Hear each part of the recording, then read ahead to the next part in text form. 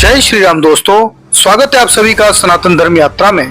दोस्तों, जैसा कि आप सभी जानते हैं कि हम यह हमारा चैनल कभी भी राजनीतिक मुद्दों पर बात नहीं करते, लेकिन आज की वीडियो में हम आप सभी को बाबा साहब अम्बेडकर के द्वारा जो कुछ भी उस समय की कांग्रेस के बारे में कहा गया वो बताने का प्रयास करेंगे।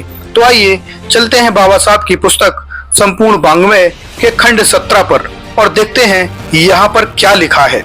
तो संपूर्ण वाङ्मय खंड 17 के पेज नंबर 80 पर बाबा साहब बताते हैं कि कांग्रेस और अंग्रेज एक ही थाली के चट्टे बट्टे हैं। तो यहाँ पर देखिए, मैंने हाईलाइट किया हुआ है, यहाँ पर लिखा है जैसे अमेरिका के नेशन और इंग्लैंड के न्यू स्टेटमैन के संपादक करते हैं, जो दलित और पिछड़े लोगों को हिमायती माने जाते हैं। ये लोग कैसे कांग्रेस का समर्थन करते हैं? क्या वे नहीं जानते कि भारत में कांग्रेस और शासक वर्ग यानी कि अंग्रेज एक ही थाली के चट्टे बट्टे हैं? क्या वे नहीं जानते कि भारत में शासक जातियां कौन कौन सी हैं? वो यहाँ पर उन्होंने बताया हुआ है, ब्राह्मण, बनिया, धुरी और आगे वो कई जातियां बताते हैं। लेकिन साथ साथ वो यहाँ पर ये भी कहते हैं कि उस समय की जो कांग्रेस है और शासक वर्ग यानी कि अंग्रेज एक ही थाली के चट्टे बट्टे हैं।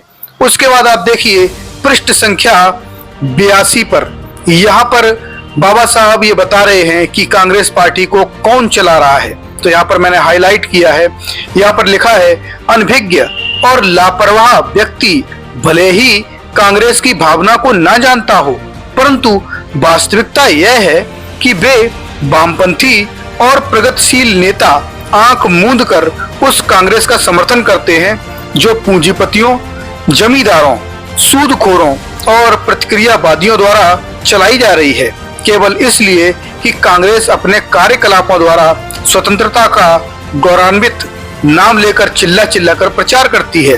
स्वतंत्रता की सभी लड़ाइयां समान नैतिक स्तर पर ही नहीं हुआ करती, क्योंकि इन लड़ाइयों के पीछे स्वतंत्रता की लड़ाई का सदैव एक सा ध्येय नहीं हुआ करता। अब आइए पृष्ठ संख्या 82 पर ही थोड़ा सा और नीचे चल के देखते हैं। यहाँ पर है कि कांग्रेस की मुट्ठी में थी मीडिया। जो आजकल कांग्रेस अन्य पार्टी पर आरोप लगाती है कि उन्होंने मीडिया को अपने कब्जे में कर रखा है, तो देखिए बाबा साहब कहते हैं कि कांग्रेस की मुट्ठी में उस समय मीडिया हुआ करती थी। तो यहाँ पर लिखा है, जब उनसे यह प्रश्न पूछा जाता है कि वे वास्तविक प्रजातंत्र के लिए लड़ने वाली पार्टियों का समर्थन क्यों नहीं करते, तो वे पलटकर प्रश्न करते हैं कि क्या भारत में अन्य ऐसी पार्टियां हैं जो वास्तविक प्रजातंत्र के लिए लड़ रही हैं? यदि ऐसी पार्टियां हैं तो अखबार वाले उनके कार्यकलाप क्यों नहीं प्रकाशित करते?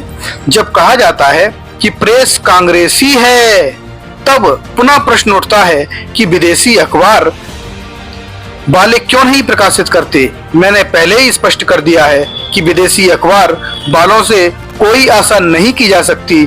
भारत में जो विदेशी समाचार एजेंसी हैं, वे समाचार एजेंसियों में अधिक अच्छी नहीं कही जा सकती। वास्तव में वे अधिक एजेंसियां अच्छी हो ही नहीं सकती। भारत में जो विदेशी पत्रकार हैं वे अधिकतर भारतीय हैं और विदेशी बहुत कम हैं।